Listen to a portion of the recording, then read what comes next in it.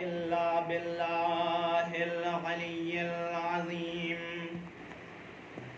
حسبنا الله ونعم الوكيل نعم المولى ونعم النصير الحمد لله رب العالمين بارئ الخلائق أجمعين وباعث الأنبياء والمرسلين حبيبنا وحبيب إله العالمين أبي القاسم محمد اللهم صل على محمد وآل محمد وآله الطيبين الطاهرين المعصومين المظلومين المنتجبين المنتخبين الميامين لا سيما بقية الله في الأرضين روحي وأرواح العالمين لتراب مقدمه الفداء اللهم عجل فرجه وسهل مخرجه واجعلنا من خير عبانه وأنصاره ومقوية سلطانه وهب لنا رأفته ورحمته ودعاءه وخيرا أما بعد فقد قال مولانا الصادق عليه الصلاة والسلام في زيارة الأربعين وبذل محجته فيك ليستنقذ عبادك من الجهالة وحيرة ضلالة صلوات بر محمد اللهم صل على محمد وآل محمد وعجل فرجهم عزیزان محترم میرے معزز سامعین ایام اربعین ہے اور اسی اربعین کی مناسبت سے اس مجلس کا انعقاد ہوا ہے، لہذا کچھ باتیں جو میری ناقص عقل میں آئیں گی وہ آپ کے سامنے پیش کروں گا، اور انشاءاللہ اصلاح کا طالب بھی ہوں۔ ہمارے طارق بھائی جیسے افراد بیٹھے ہیں وہ ہماری اصلاح کریں گے۔ صلوات پڑھیں۔ اللهم صل على محمد وآل محمد وعجل فرجهم عزیزان محترم، اگر آپ نے توجہ کی ہو، دیکھا ہو، معصومین جو ہمارے یہاں بیان ہوتے ہیں وہ ہیں 14 معصومین، نام کے ساتھ ان کے کارنامے، ولادت و شہادات، عمر، تمام چیزوں کو شیعہ کے گھر میں بیان کیا جاتا ہے، اور ہر ایک اگر مطول تعارف نہ بھی ہو تو مختصر تعارف ضرور رکھتا ہے۔ ایک مختصر سا تعارف ضرور ہے کہ ہمارے پہلے معصوم کون ہیں، ہمارے پہلے معصوم کے والد والدہ، ان کے کارنامے کیا ہیں، ان کی ولادت و شہادت کیا ہے، ہمارے 8ویں معصوم کون ہیں، ہمارے 5ویں معصوم کون ہیں۔ ایک مختصر سا خاکہ ہمارے ذہنوں میں موجود ہوتا ہے، لیکن عزیزو جہاں ولادت و شہادت کا مسئلہ ہے، جہاں ولادت و شہادت کے عنوان سے ہمارے یہاں گفتگو ہوتی ہے، وہیں پہلے معصوم ہو گئے یا دوسرے معصوم یا چوتھے یا 5ویں یا 6ٹھے یا 7ویں، ان کی ولادت و شہادت کو تو ہم یاد کر رہے ہیں، ولادت و شہادت میں ان کے محفل و مجلسیں بپا ہیں، لیکن ان تمام معصوموں میں کسی معصوم کے لیے ہم 7 نہیں کر رہے ہیں، 10واں نہیں ہو رہا ہے، 20واں نہیں ہو رہا ہے، 40واں نہیں ہو رہا ہے، لیکن انہی معصوم میں ایک ممتاز معصوم ایسے بھی ہیں جن کی شہادت کو بھی یاد کیا جاتا ہے، جن کے صفوں کو بھی یاد کیا جاتا ہے، جن کے 10ویں کو بھی یاد کیا جاتا ہے، جن کے 20ویں کو بھی منایا جاتا ہے۔ اور آج کی مجلس جو کہ 40ویں کی مناسبت سے ہے، اسی معصوم کے 40ویں کی یاد میں ہم اور آپ یہاں پر جمع ہوئے ہیں۔ تو عزیزو، معصوم سارے معصوم، سب معصوم عصمت کے دائرے میں، ہمارا پہلا بھی محمد، درمیانی بھی محمد، آخری بھی محمد، لیکن ہم نے امام حسین کی شہادت بھی منائی، 30واں بھی منایا، 10واں بھی منایا، 20واں بھی منایا، 40واں بھی منا رہے ہیں، لیکن دوسرے معصوم کا نہ 10واں منایا، نہ 20واں منایا، نہ 40واں منایا، نہ 7واں منایا۔ آخر وجہ کیا ہے کہ امام حسین کے لیے اتنا اہتمام، دیگر معصوم کے لیے یہ اہتمام نہیں ہے؟ تو راز سے پردہ برداری ہمارے چھٹے امام نے کر دی ہے۔ کہا اگر تم یاد حسین منا رہے ہو تو حقیقت میں 1,24,000 انبیاء کی زحمتوں کو یاد کر رہے ہو، پہلے امام کی زحمت کو یاد کر رہے ہو، دوسرے امام کی قربانیوں کو یاد کر رہے ہو، تمام تر جو اہل بیت اور انبیاء الہی کا سلسلہ رہا ہے، ان کی یاد حسین کی یاد میں چھپی ہوئی ہے۔ تو حقیقت یہ ہے ہم یہ 10واں، یہ 20واں، یہ 40واں منا ہی اسی لیے رہے ہیں تاکہ تمام انبیاء کا ذکر باقی رہے، تمام ائمہ کا ذکر باقی رہے۔ حسین کا ذکر منائیے، انبیاء کی زحمت خود بخود سمجھ میں آ جائے گی۔ صلوات لبیک یا حسین، لبیک یا حسین، لبیک یا حسین، نعرہ حیدری، حیدری، آواز بلند نعرہ صلوات۔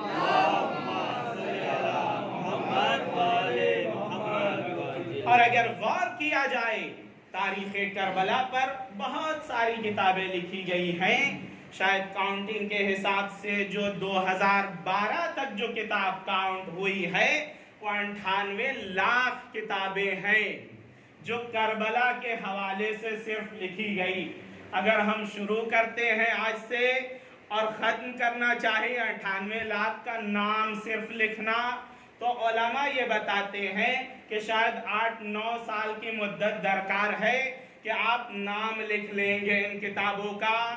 اب نام کی یہ بات ہے، پڑھنا تو دور کی بات، شاید ہم لوگ اسی لیے رجحان نہیں رکھتے کہ آخر پوری کتاب تو پڑھ نہیں پائیں گے، اس لیے ایک بھی نہیں پڑھتے اور جو بولنا ہے بولا جائے۔ صلوات پڑھیں۔ تاریخ کربلا کے حوالے سے جو کتابیں لکھی گئی ہیں، صرف ان کتابوں کو اگر شمار کیا جائے 2012 تک، اور الحمدللہ ہمارے مؤلفین، ہمارے مصنفین بیٹھے نہیں ہیں، وہ گھر میں بیٹھتے ہیں، پھر صبح نکل کر بات نہیں کرتے ہیں، صرف کام کر رہے ہیں، اور بھی زیادہ 12 سے لے کر 20 تک 8 سال کی مدت اور ہو گئی، اور زیادہ کتاب بڑھ گئی ہوں گی۔ میں کہتا ہوں 98 لاکھ ہی رکھیے، کسی نے نہیں لکھا، لیکن 98 لاکھ کتاب ہمیں اور آپ سے اگر کہا جائے ذرا بغیر سانس کے روکے ہوئے 50 کتاب کا نام گنا دیجئے، تو ہم 10-15 سانس کی اگر مہلت بھی دے دی جائے صرف نام نہیں گنا سکتے۔ تو جہاں ہمارے علماء نے اتنی زحمت کی ہے، جہاں ان کتابوں کے نام ہم صرف 10-12-8 سال کی مدت میں گنا رہے ہیں، وہ بھی اگر دکھ جائے لکھا ہوا، وہاں پر اگر تاریخ کربلا میں ہم ورود پیدا کر لیں اور دیکھیں امام حسین نے کیا کارنامہ انجام دیا ہے، تو یہ ایک معجزے کی حد تک ہمیں اس وقت پتا چلے گا جب ہم کتابوں سے روشناس ہو جائیں گے. ایک صلوات پڑھے محمد. اللہم صلی علی محمد وعلی محمد وجل. تاریخی بات ہمارے استاد کہا کرتے تھے, سنیے, بہت ہی محظوظ ہوں گے. کہتے تھے 98 لاکھ کتاب 2012 تک, لیکن کربلا میں 2 جلد کتاب ہے. تاریخ کربلا 2 جلد پر مشتمل ہے, جس کی پہلی جلد کا نام ہے حسین اور دوسری جلد کا نام ہے زینب. کربلا چاہے جتنی بھی طولانی کتاب لکھ دی جائے 2 جلد پر مشتمل ہے.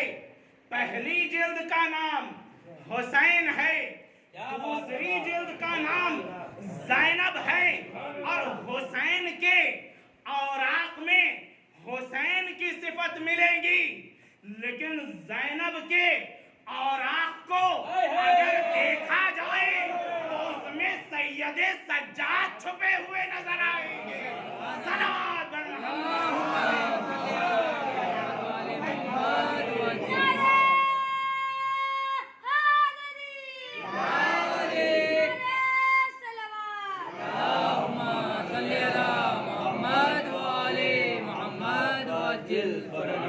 کربلا 2 جلد ہے, ایک امام حسین اور ایک جناب زینب.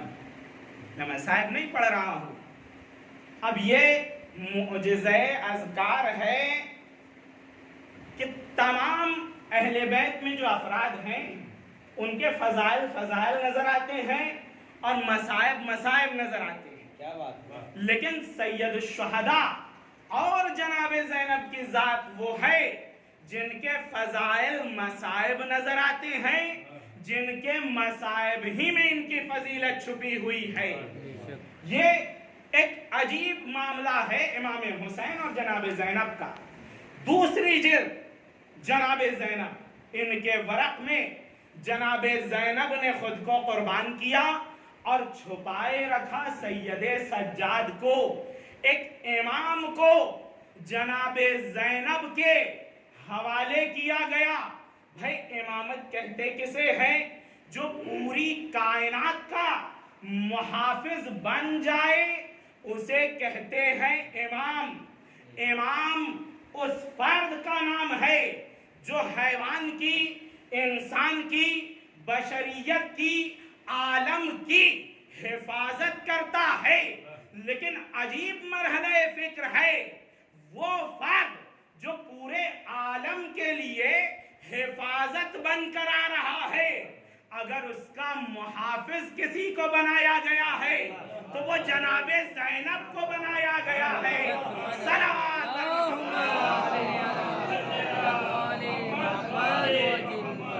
لہذا محافظ امامت شہزادی کی ذات. دیکھیے بڑی عجیب بات ہے, جہاں کربلا میں تمام شہداء نے کوئی شہید ہونے والا ہوتا ہے تو طرح طرح کی نصیحت و وصیت کرتا ہے, اور کربلا کے شہداء نے بھی یہ کیا, وصیت بھی کی, نصیحت بھی کی. لیکن کسی تاریخ میں یہ نہیں ہے کہ امام حسین علیہ السلام نے اللہم صلی علی محمد وعلی محمد. شہدائے کربلا جاتے رہے, امام کو پکارتے رہے, امام مدد کے لیے پہنچے اور یہ بھی پوچھا کہ کوئی حاجت ہے یا نہیں, لیکن امام نے وصیت نہیں کی ہے. امام نے اگر وصیت کی ہے تو ایک ذات کو وصیت کی ہے. عظمت سمجھیے گا, وصیت کرنے والے کون؟ سید الشہداء امام حسین. تمام انبیاء رسول اکرم کو چھوڑ کر سید الشہداء کے قدموں کی خاک نہیں ہے. انہوں نے کسی کو وصیت نہیں کی, لیکن جب ایک آخری وقت آتا ہے تو اپنے بہن سے ملنے جاتے ہیں. شہزادی زینب سے ملاقات ہوتی ہے, اور جب واپس آ رہے ہیں فرماتے ہیں بہن زینب میں ایک وصیت کرتا ہوں آپ کو. بہت توجہ چاہتا ہوں. سید سجاد موجود ہیں اور بھی دیگر افراد موجود ہیں, لیکن وصیت کسے کر رہے ہیں امام؟ جناب زینب کو. اور وصیت کیا ہے؟ یہ ایک ایسی وصیت ہے کہ امام تمام جس کے لیے دعا کر دیں امام, وہ دعا رد نہیں ہوتی. امام کسی سے نہیں کہتے کہ میرے لیے دعا کریے, لیکن شہزادی کے پاس آتے ہیں, آنے کے بعد کہتے ہیں بہن زینب ایک درخواست ہے, ایک حاجت ہے. کہا کیا؟ کہا نماز شب میں مجھے یاد رکھیے گا. تو عزیزوں ایک واجب نماز کی بات نہیں ہو رہی ہے. حسین نے زینب کو ایک سند دے دی ہے نماز شب کی, اور دعا کے لیے ہاتھ اٹھانے کہہ دیا. بھائی معصوم وہ ہے جو دوسروں کے لیے دعا کرتا ہے, زینب وہ ہے جو حسین کے لیے دعا کر رہی ہے. صلوات اللہم صلی علی محمد و آل محمد.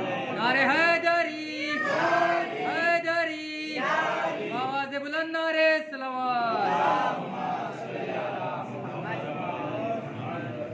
یہ تاریخ کربلا ہے. عزیزوں جس فقرے کو آپ کے سامنے پیش کیا زیارت اربعین کا فقرہ ہے, جس میں ہمارے اور آپ کے چھٹے امام فرماتے ہیں اللہم صلی علی محمد و آل محمد. وَبَذَلَ مُحْجَتَهُ فِيكَ لِيَسْتَنْقِذَ عِبَادَكَ مِنَ الْجَهَالَةِ وَحَيْرَةَ ضَلَالَةِ. زیارت اربعین اگر دیکھیں دو بات قابل غور ہے زیارت اربعین میں, جو کہ شروعاتی فقرے میں ہے, اور دو باتیں آخری فقرے میں ہیں. انہی چار باتوں پر زیارت اربعین مشتمل ہے, جو کہ شیعوں کی علامت میں سے قرار دی گئی ہے. امام عسکری علیہ السلام فرماتے ہیں اللہم صلی علی محمد و آل پانچ محمد. چیزیں ہمارے شیعوں کی علامت ہے, ان میں سے ایک زیارت اربعین ہے. آخر وجہ کیا ہے؟ شیعہ کی علامت یہ زیارت اربعین ان چار فقروں کی وجہ سے, چار چیزوں کی وجہ سے یہ زیارت اربعین علامت شیعہ میں قرار پائی ہے. پہلی چیز اور دوسری چیز یہ ہے, سب سے پہلا مقام امام حسین علیہ السلام اللہم صلی علی محمد و آل محمد. کربلا میں کیوں آئے, اس چیز کا جواب دیا گیا ہے زیارت میں. کیوں امام آئے کربلا میں؟ دوسری چیز جو مقابلے میں آئے ہیں وہ کیوں آئے؟ یہ دو چیز ہو گئی, امام اور ان کے ساتھی کیوں گئے, اور وہ لوگ جو ان سے مقابلے پر آ رہے ہیں وہ کیوں آئے؟ کیا انہیں پتا نہیں تھا یہ امام حسین علیہ السلام ہے؟ کیا انہیں پتا نہیں تھا کہ نبی انہی کو کاندھے پر بیٹھاتے تھے؟ کیا انہیں پتا نہیں تھا ان کی وجہ سے خطبہ روکا گیا تھا؟ کیا ان کے والد کے بارے میں, ان کی والدہ کے بارے میں, ان کی قربانیوں کے بارے میں پتا نہیں تھا؟ سب جانتے تھے, لیکن آئے کیوں؟ بس سوال دو ہو گیا, امام کیوں گئے, وہ لوگ کیوں آئے. تیسری چیز, امام جو گئے ہیں اللہ نے امام کے جانے پر امام کو کیا عطا کیا, اور وہ لوگ جو امام کے مقابلے میں آئے ان کو کیا ملے گا, ان کو اللہ کی طرف سے کیا ہونا ہے, ان کے بارے میں کیا فیصلہ کیا جائے گا. ان چار باتوں کو زیارت اربعین میں بیان کیا گیا ہے. بس پہلی بات امام کیوں گئے, میں نے جو فقرہ آپ کے سامنے پڑھا اس میں امام اسی وجہ کو بتا رہے ہیں. سید الشہداء کربلا گئے، وَبَذَلَ مُحْجَتَهُ، اپنے خون دل کو دے دیا. ابھی میں اس فقرے پر بھی آؤں گا. کیوں؟ فی الحال مصائب نہیں پڑھ رہا ہوں، فضائل ہے. کیوں دے دیا؟ تاکہ لِيَسْتَنْقِذَ عِبَادَكَ، تاکہ اللہ کے بندوں کو نجات دے دیں. کس سے؟ من الجہالہ، جہالت سے، وَالْحَيْرَةَ ضَلَالَہ، اور گمراہی و سرگردانی سے. پس امام کربلا میں آئے. ظاہری مقصد کیا تھا امام کا؟ بندوں کو جہالت سے نکالیں. انسان کی زندگی میں جہالت حاکم بنی ہوئی ہے. اگر کوئی اس جہالت پر حاکم بن جائے اور جہالت کو محکوم کر دے، وہی انسان نجات پا سکتا ہے. جیسا کہ نہج البلاغہ میں بھی ارشاد ہے کہ عقل کا تقاضا یہ ہے کہ تم اپنی عقل کو سوار بناؤ اور جہالت کو سواری بناؤ. جس کی جہالت سوار بن جائے اور عقل سواری بن جائے تو اس کے نتیجے میں گمراہی آئے گی. صلوات بر محمد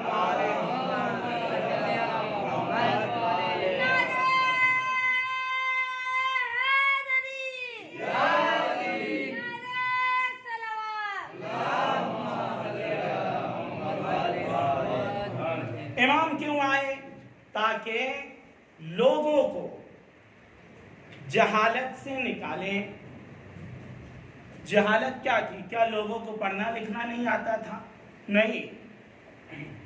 پڑھنا لکھنا اس سے اور علم سے کوئی تعلق نہیں ہے.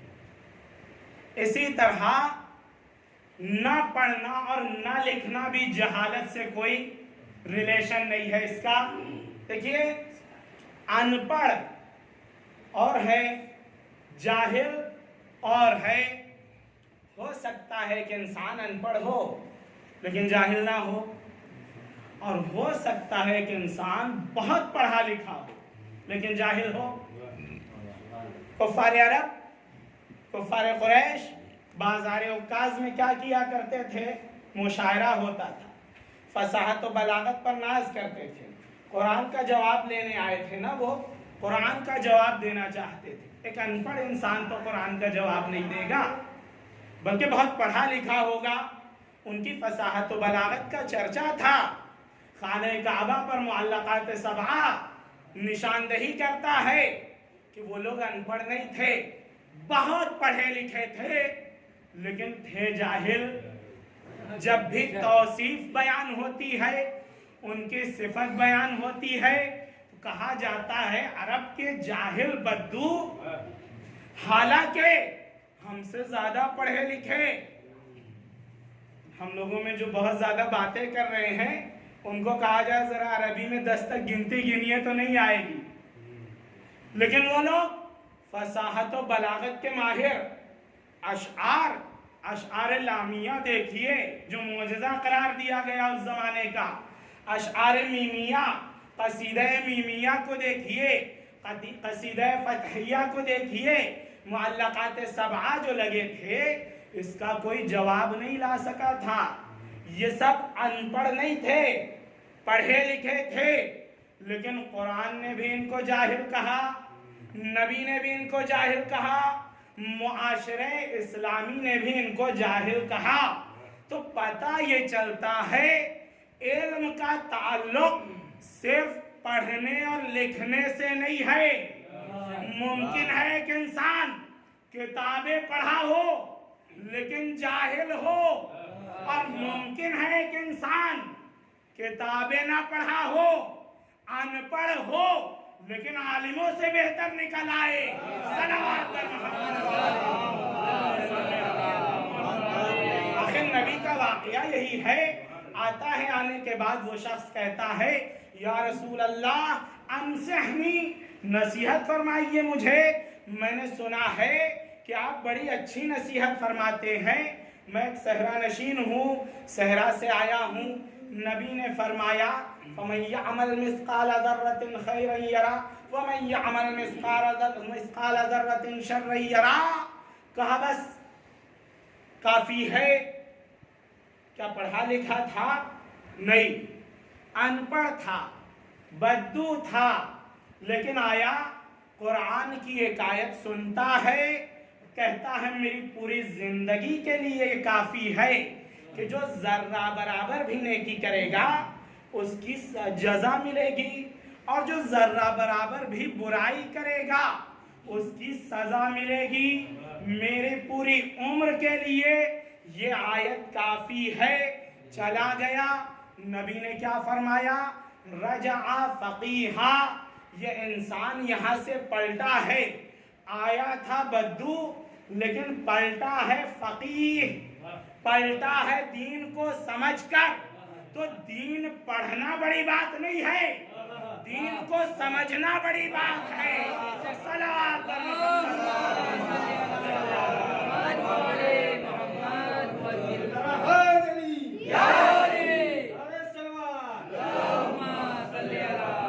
امام آئے.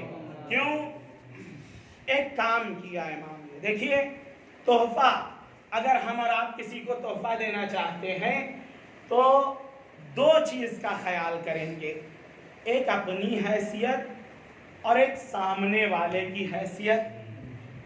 دونوں کی حیثیت کو مد نظر رکھ کر کوئی تحفہ دیا جاتا ہے، تب اس تحفے کی اہمیت ہوتی ہے.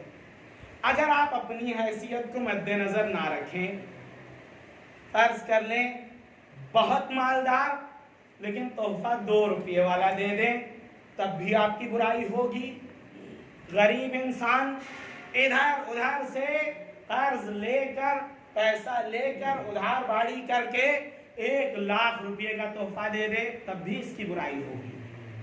نہیں تھا تو پریشان کیوں ہوا؟ یہ تو دکھانے کے لیے کر رہا ہے. یہ ساری باتیں آئیں گی. تحفے میں دونوں کا لحاظ کرنا ہے. تحفہ دینے والا اپنا خیال بھی رکھے اور جسے تحفہ دے رہا ہے اس کا خیال بھی رکھنا ہے. امام نے اللہ کو ایک تحفہ پیش کیا ہے. وَبَذَلَ مُحْجَتَهُ. بذلا یعنی ہدیہ پیش کرنا، تحفہ پیش کرنا. پیش کرنے والا کون ہے؟ سید الشہداء. کسے پیش کیا جا رہا ہے؟ خداوند متعال. محجہ، بذل محجتہ.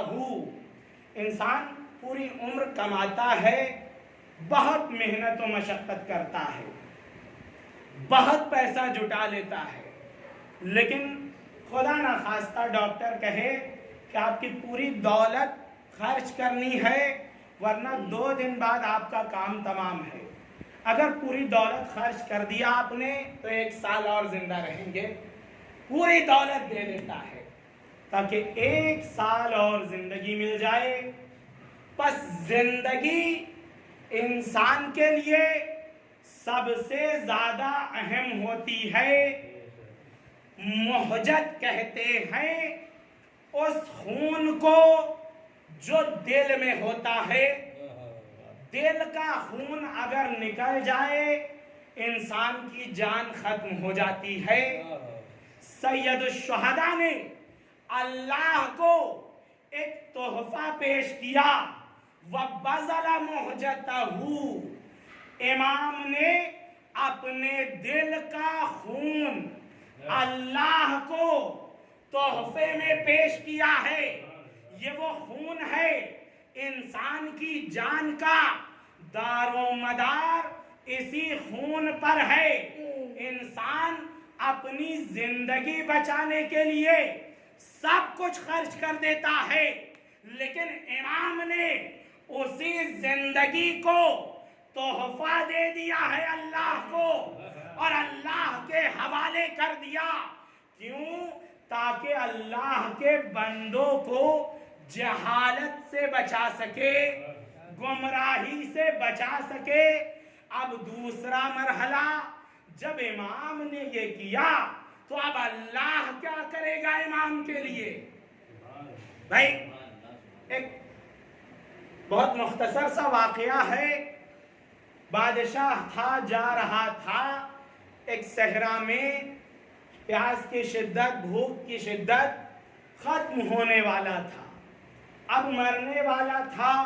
ایک انسان آیا، آنے کے بعد کہا کیا ہوا؟ کہا میں پڑھ رہا ہوں، تھوڑا سا پانی کچھ کھانے کو اگر ہو دے دو. اس کے پاس ایک بھیڑ تھی، بھیڑ کاٹا، پانی سے سیراب کیا، بادشاہ کی زندگی بچا لیا. اب جب بادشاہ کی زندگی بچ گئی، اس نے خرچ کتنا کیا؟ ایک بھیڑ اور تھوڑا سا پانی. لیکن بادشاہ کی زندگی بچانے کا اگر کسی کو کریڈٹ جاتا ہے تو اسی فرد کو جاتا ہے جس نے ایک بھیڑ اور پانی پلا دیا بادشاہ کو. اب جب بادشاہ کے گھر یہ انسان گیا تو بادشاہ کا حق کیا ہے؟ اگر وہ اپنی پوری دولت اس فرد کو دے دے، پوری سلطنت اس فرد کو دے دے، تب بھی کم ہے، کیونکہ یہ دولت دے رہا ہے، اس نے جان بچائی ہے. کم ہے. امام حسین کا معاملہ بھی یہی ہے. دین مٹ رہا تھا، دین کی سانس ختم ہو رہی تھی، حسین نے اپنے جگر کا خون دین کو دے دیا، جان بچا لی. اب جب اللہ کی بارگاہ میں حسین پیش ہوں گے تو اللہ کا بھی فرض بنتا ہے، جس نے اللہ کے دین کو بچایا. اگر ساری خدائی وہ انسان وہ امام حسین کو دے دے تب بھی کم ہے. اس لیے سید الشہداء کو تمام تر قوتیں عطا ہوئی. صلوات پر محمد. اللہم صلی اللہ.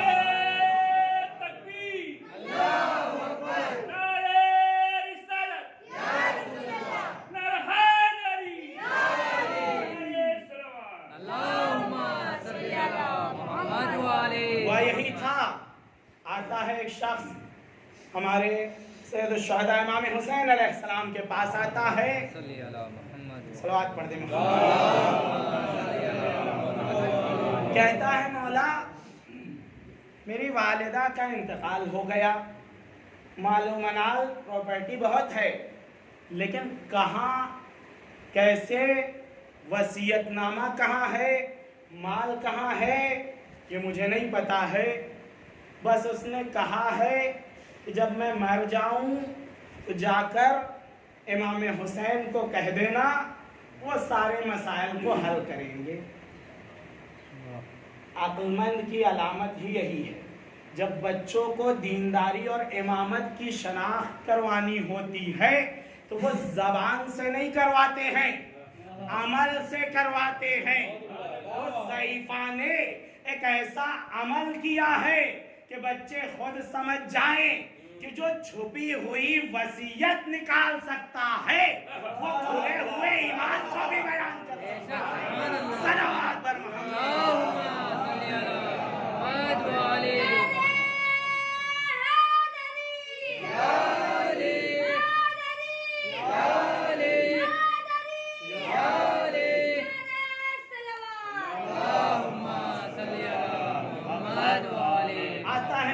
بات کہتا ہے والدہ کا انتقال ہو گیا ہے اور ایسی سچویشن ہے. امام نے فرمایا چلو. اب راستے میں جا رہے تھے، بہت غور کریے گا، راستے میں جا رہے تھے، کچھ صحابی اور بھی تھے ساتھ میں، دیکھا کچھ فقیر بیٹھے ہوئے ہیں. امام وہیں بیٹھ جاتے، کہتے ہیں دعوت نہیں کرو گے مجھے؟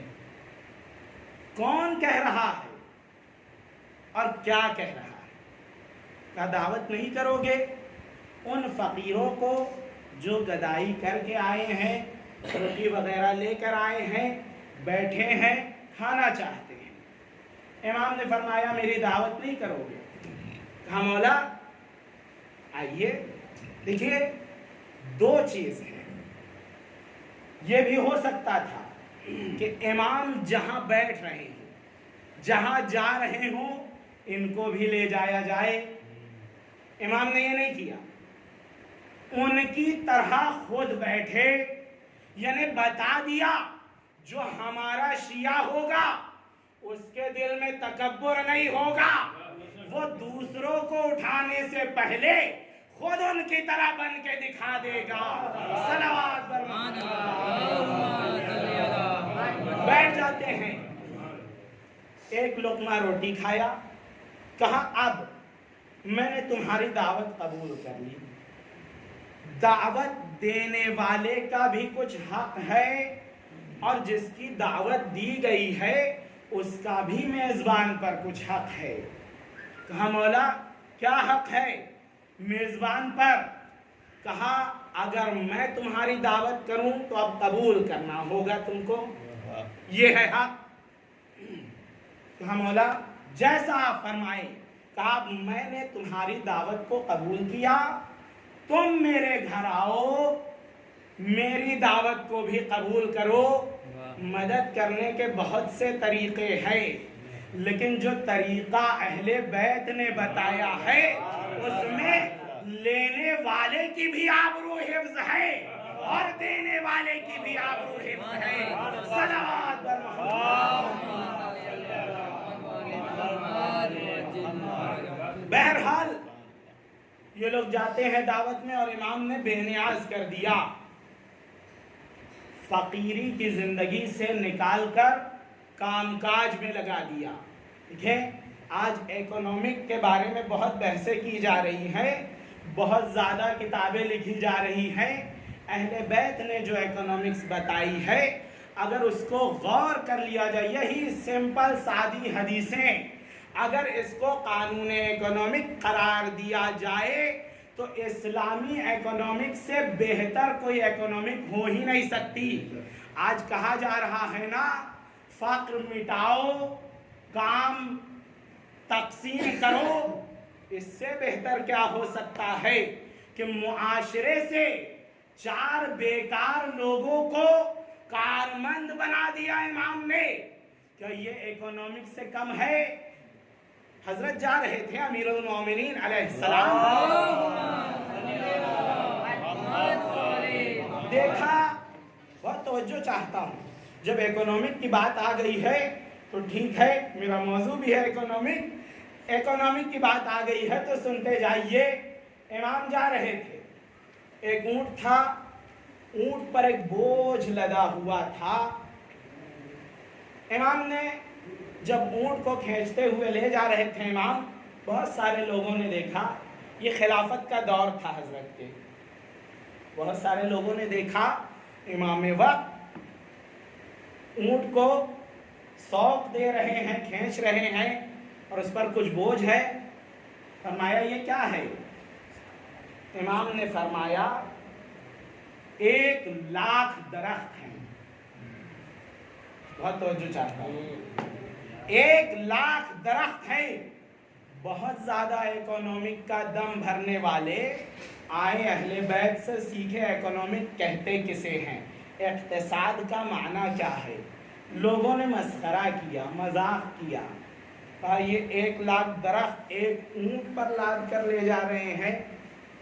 نعوذ باللہ من ذالک، غلط بیانی کر رہے ہیں حضرت۔ کچھ نہیں کہا، جانے دیا۔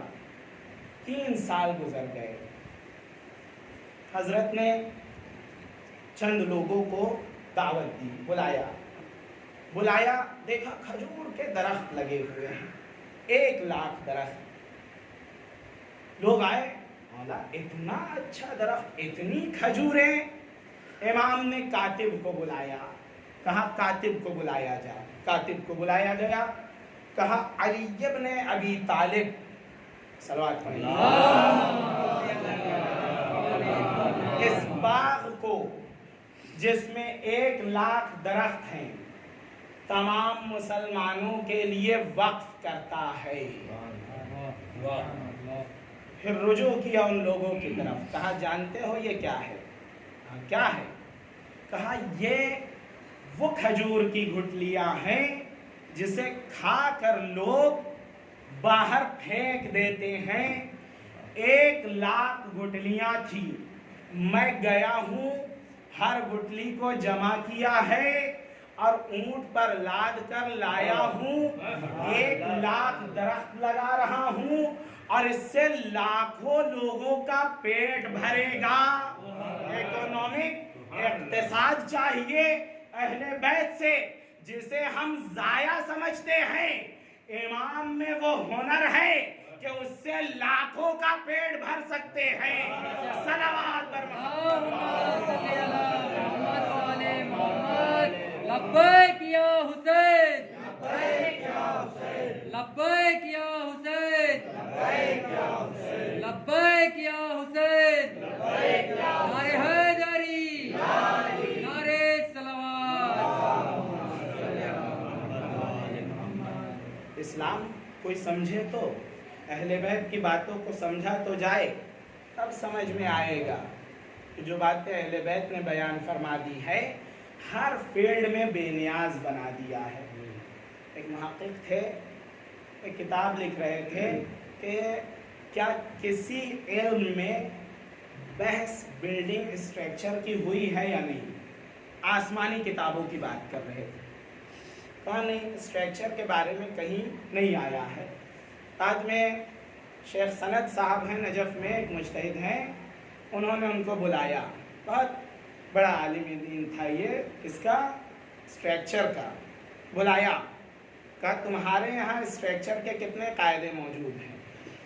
کہا میں بہت تحقیق کیا ہوں, ابھی تک قاعدہ نہیں بنا ہے. کہا میرے پاس 1000 قاعدے کم سے کم اسلامک موجود ہیں جو قرآن اور حدیث سے آئے ہیں, اور ان 1000 قاعدوں سے میں نے بھی بہت سارے قاعدے نکالے ہیں. شیخ سند صاحب نے 1000 قاعدے پڑھ کر بتائیں. کہا اگر آپ اس پر کتاب لکھ ڈالیں تو آپ کو باہر فورن میں بلایا جائے گا, بڑا ایوارڈ دیا جائے گا. کہا مجھے ایوارڈ کی ضرورت نہیں ہے, اللہ نے اور تمام مذاہب نے ہمارے اسلام کو ایوارڈ دے دیا ہے.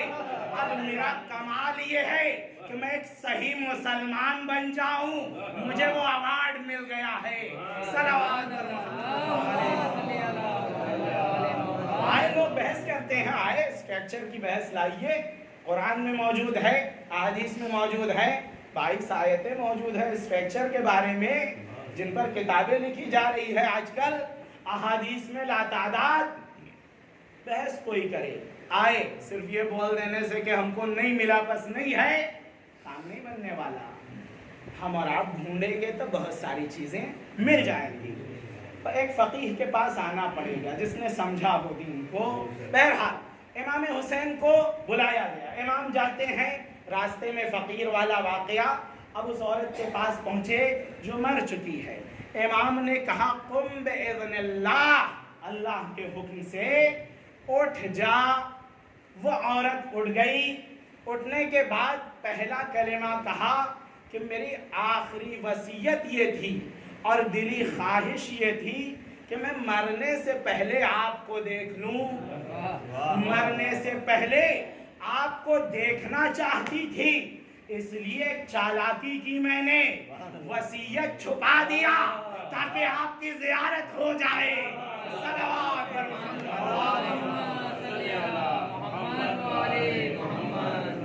امام نے اٹھایا, کہا بتا دو وصیت کہاں ہے. کہا آپ نے مجھے جلایا ہے, اب آپ ہیں ان مال کے مالک, آپ کو جیسا صحیح لگے اس مال کو صرف کریے. چاہے تو میرے بیٹوں کو دے دیجئے, چاہے تو آپ خود تصرف کریے, چاہے تو کسی اور غریب کو دے دیجئے. یہ ہے چالاکی, جس کا مال بھی مرضی اہل بیت کے بغیر صرف نہیں ہوتا. شیعہ کی علامت دیکھنا چاہتے ہیں نا, یہ ہے شیعہ جو اپنے مال کو بھی تابع اہل بیت بنا دے. بھائی ابھی ہم تابع اہل بیت نہیں ہو پائے ہیں، لیکن وہاں وہ مقام عرفان ہے کہ ان کا مال بھی تابع اہل بیت ہو چکا ہے۔ صلوات بر محمد۔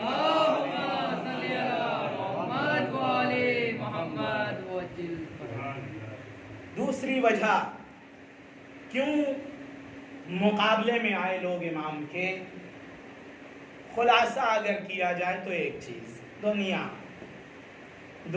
کی وجہ سے آئے۔ کربلا میں جتنے لوگوں نے شرکت کی صرف مقصد دنیا ہے۔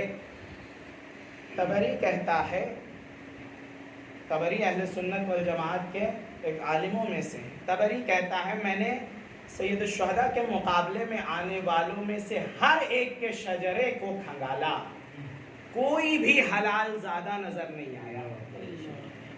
یہ شیعہ عالم کی گواہی نہیں ہے، یہ اہل سنت عالم کی گواہی ہے۔ کربلا میں آنے والے کیوں آئے؟ دنیا ہے۔ بعض ایسے افراد بھی جو 2 کھجور کے لیے کربلا میں آئے ہیں، صرف 2 کھجور مل جائے ان کو اور وہ امام کے مقابلے میں آ گئے کہ 2 کھجور کیا ہے؟ دنیا ہے۔ انسان پیٹ کے پیچھے رہا، شکم ہلاک کر دیتا ہے انسان۔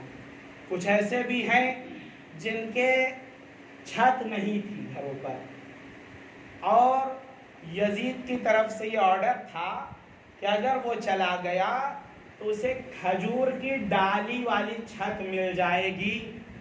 چھت کے لیے بھی آئے ہیں، حکومت رائے کے لیے بھی آئے ہیں۔ خلاصہ اگر کیا جائے، کربلا میں جو اتنے لوگ آئے ہیں امام کے مقابلے میں، ایک تھا مقصد ان کا دنیا۔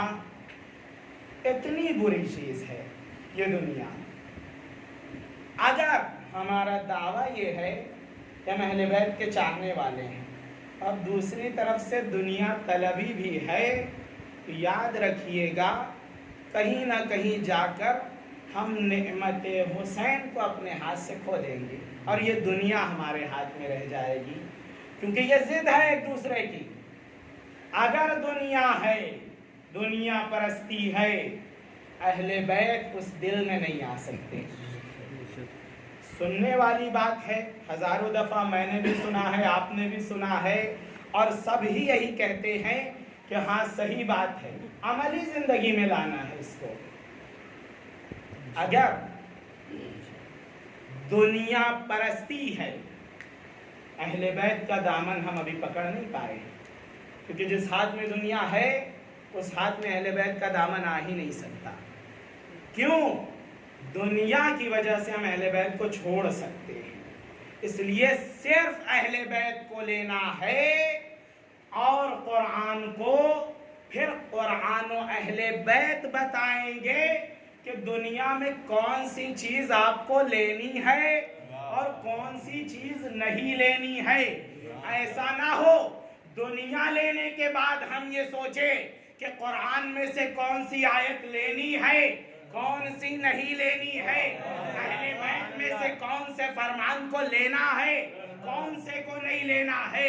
اہل بیت کے دامن کو اور قرآن کے دامن کو پکڑ کر ان کے مطابق اگر دنیا کو لیا ہے تو یہ دنیا آخرت تک پہنچائے گی، وگرنہ یہ دنیا ہلاک کر ڈالے گی۔ صلوات بر محمد۔ اللہم صلی علی محمد و آل محمد۔ اللہ اکبر۔ یا رسول اللہ۔ یا علی۔ اللہم صلی علی محمد و آل بہرحال محمد۔ اپنی گفتگو کو کامل طور پر بیان نہیں کر پایا، 2 باتیں وہ بھی ادھوری بیان ہوئی۔ امام کربلا میں آئے لوگوں کو بچانے کے، جہالت سے نکالنے کے، گمراہی سے بچانے کے لیے، اور لوگ آئے دنیا پرستی میں۔ عزیزوں، وہ واقعہ بھی یاد آتا ہے،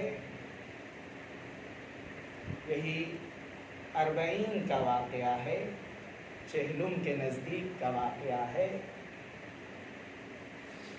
اہل حرم کو رہائی مل جاتی ہے۔ یزید نے بلایا، سید سجاد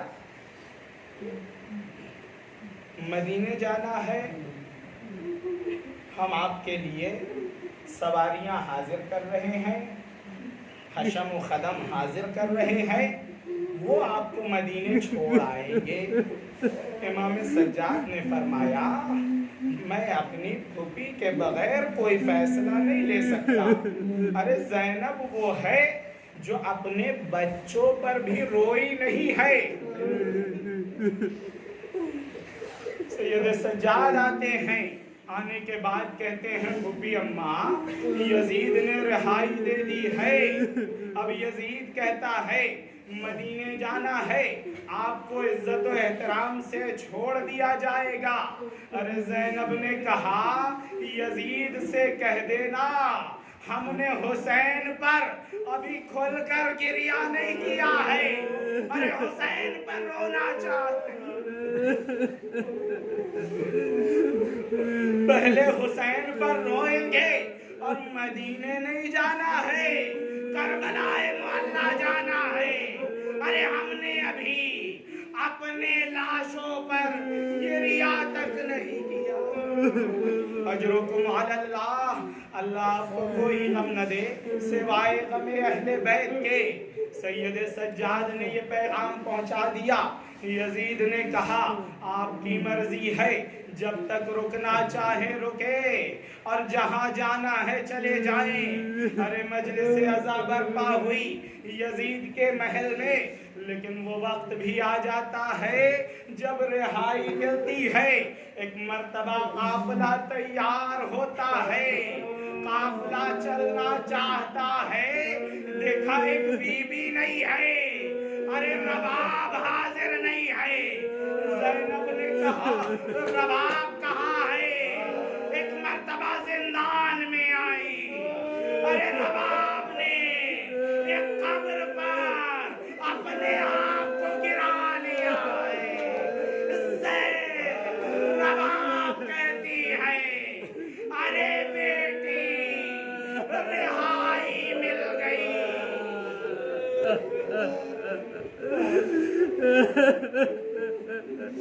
اجرکم علی اللہ، اللہ آپ کو کوئی غم نہ دے سوائے غم اہل بیت کے۔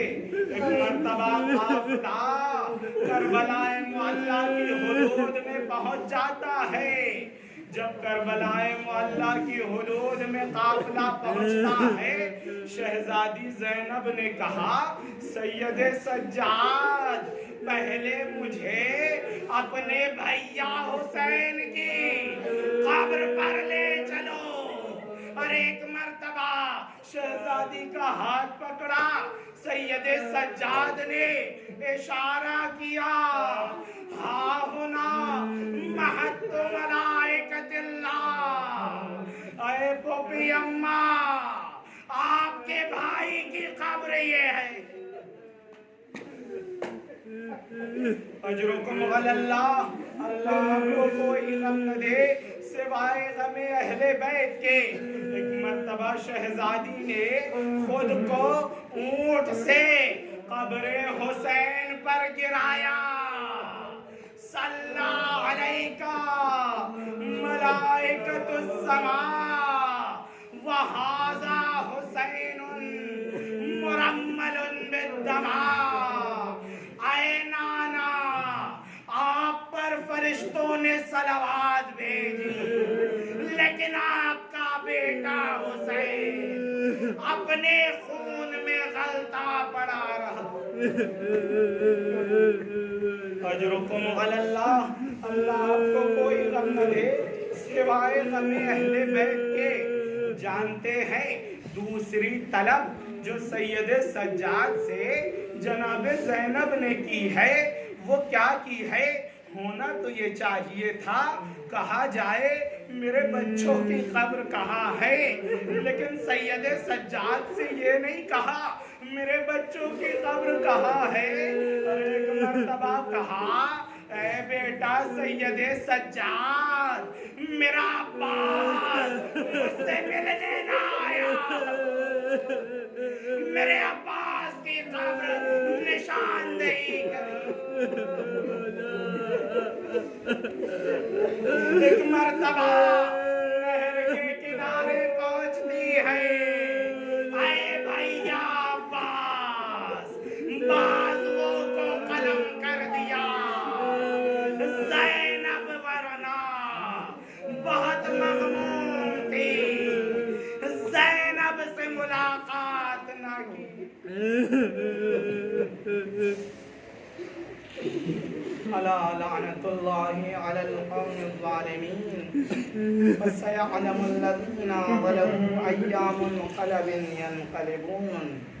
الہی سلامت ایمان، الہی سلامت ایمان، الہی سلامت ایمان۔ ربنا تقبل منا انک انت السمیع الدعاء۔ یا حسین یا حسین یا حسین